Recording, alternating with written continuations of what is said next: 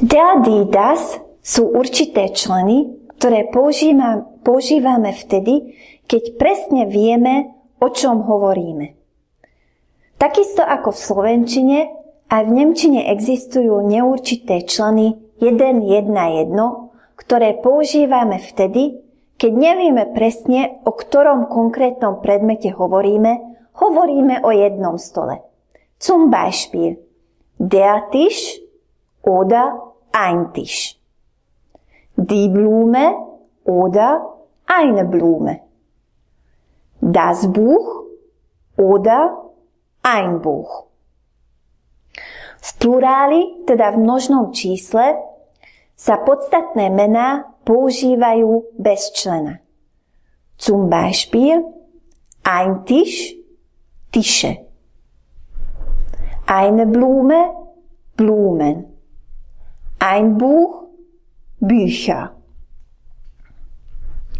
Also, auf die Frage, was ist das, können wir auf folgende Weise antworten. Čiže na otázku, čo je to, môžeme odpovedať nasledovným spôsobom. Das ist ein Tisch. To je stôl. Das ist eine Blume. Je to kvet. Das ist ein Buch. Je to kniha.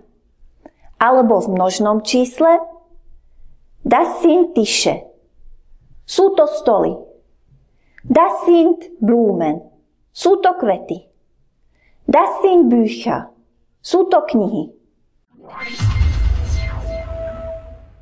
A teraz sa naučíme používať privlastňovacie zámená moje, tvoje, jeho, jej a takisto výrazy žiaden, žiadna, žiadne.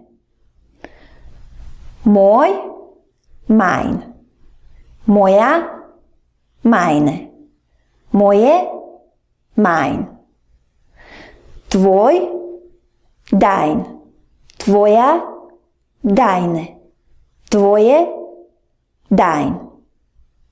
Jeho, sein. Seine oder sein. Jej, ihre, ihr oder ihr. Žiaden, kein. Žiadna, keine. Žiadne, kein. V množnom čísle sa používajú výrazy meine, deine, seine, ihre und keine.